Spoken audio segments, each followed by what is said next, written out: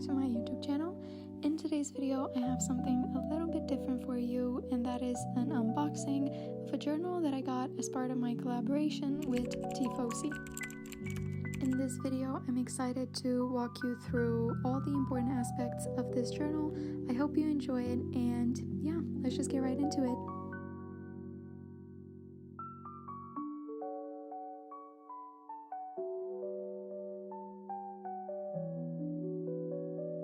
For full transparency, I want to begin by showing you the packaging. The journal came in this box and has a cute little message here saying, "Hello, you've been expecting me and thank you for your purchase."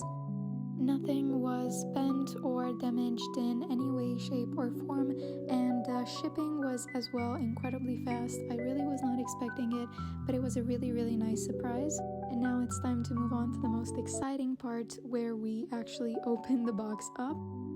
First and foremost, we've got this Tiefossi thank you card, which I think matches my aesthetic so well. I really love the way it's designed, a little bit about their mission, their socials, and pretty much everything that you may want to know.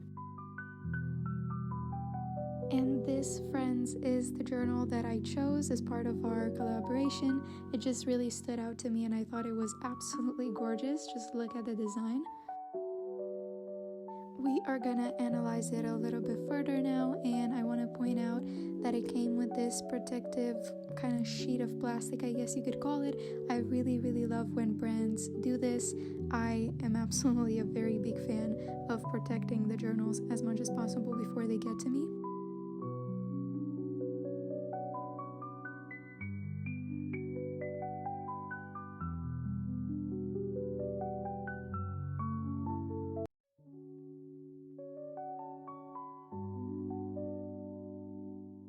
I just had to show you the journal once again without the plastic sheet on top of it because the design is just amazing. I am absolutely in love with the golden details. I think they make it look so unique and so beautiful. The texture of the cover is so nice, and I think that is because the cover is actually handcrafted and made 100% out of vegan leather.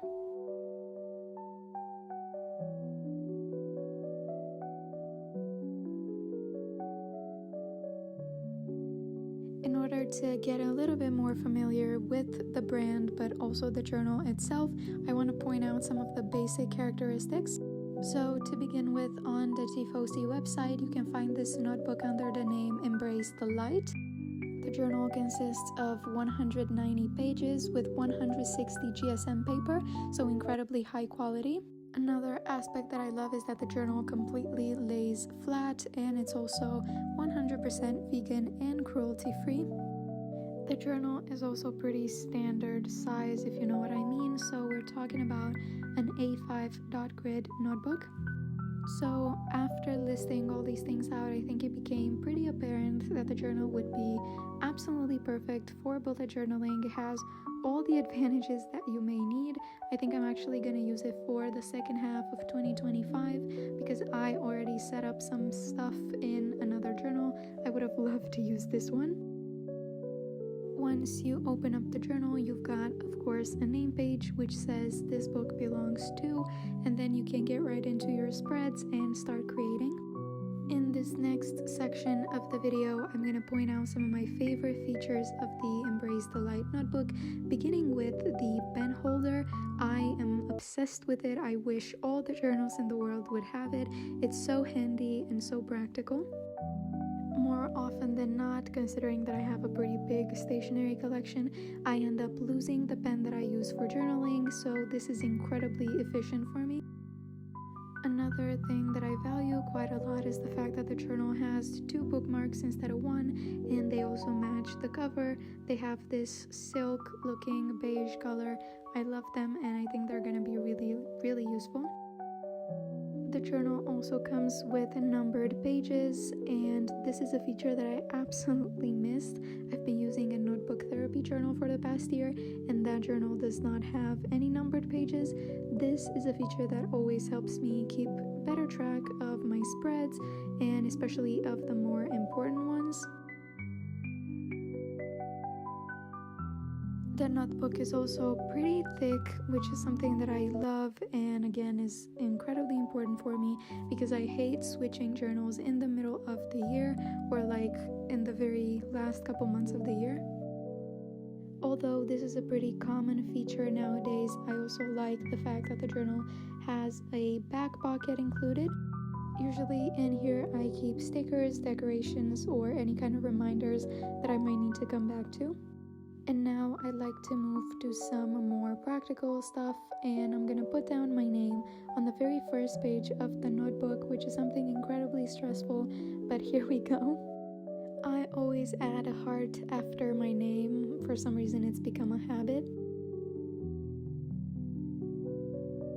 I used a black Pilot pen to write this down, and you can see that it behaved normally, no smudges, no ghosting or anything.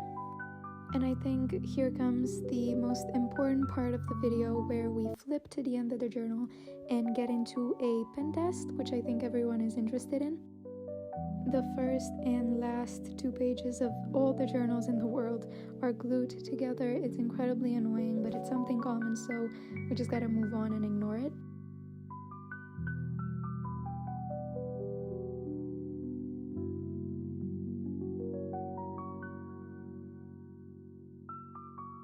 I'm adding some stickers to make the page look a little bit cuter, and these stickers are actually from Picalia Studios. I had a collaboration with this small brand, I think last month. The stickers are incredibly cute, you can check them out. I've also got a discount code which I will be leaving in the description box, and the pen test begins with my Tombow markers.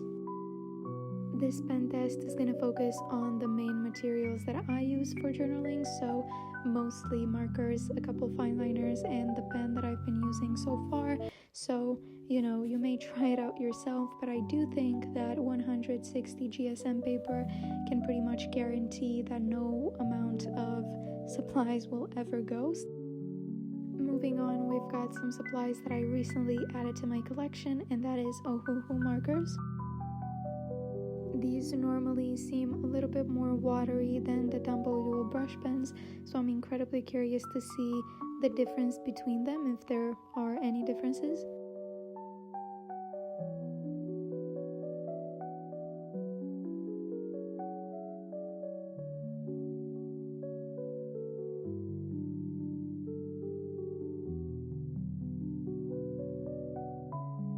And then we've got my Crayola Super Tips. These are quite nice, but for me they have been kind of a nightmare because they're incredibly watery and they smudge all over the place if you don't pay very, very close attention. So yeah, let's just see how it goes.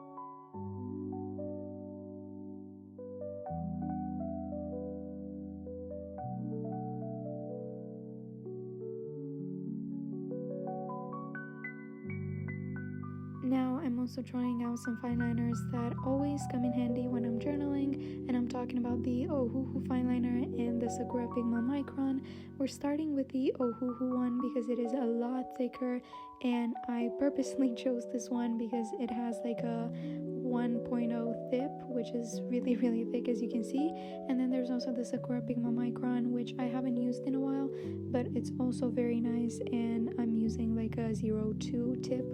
Now it's time for the big reveal, and what you're gonna see is that absolutely no markers can be seen on the other side of the page, meaning that everything is safe. It's true that I haven't tried out a lot of supplies, but I think no matter what you want to use, you're gonna be pretty safe. Now I'd like to go back to some more technical details of the journal, and I would like to let you guys know that the notebook is approximately 21 centimeters tall. And then, of course, approximately 15 centimeters wide. Now, it's also pretty important to note that when I'm talking about these sizes, I'm mentioning not the dot grid, but the entire page, because as you can see here, there is a section at the top and the bottom of the page which no longer has a dot grid, which is pretty common for all journals, and I just had to make that clear. And that, guys, was my video for today. I know it was something different. I am curious to see how this kind of video does on my channel. My YouTube channel has been kind of dead recently, so maybe this could revive it a little bit. It was a very slow-paced, kind of relaxing video. That's what I tried to do, at least. I hope you enjoyed it. I hope it maybe inspired you to check out Tiefossi or this journal in particular.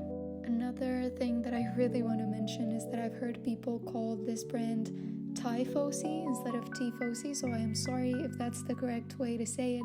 For me, it makes more sense to just say Tiefossi, which is why I just kept doing that all over the video.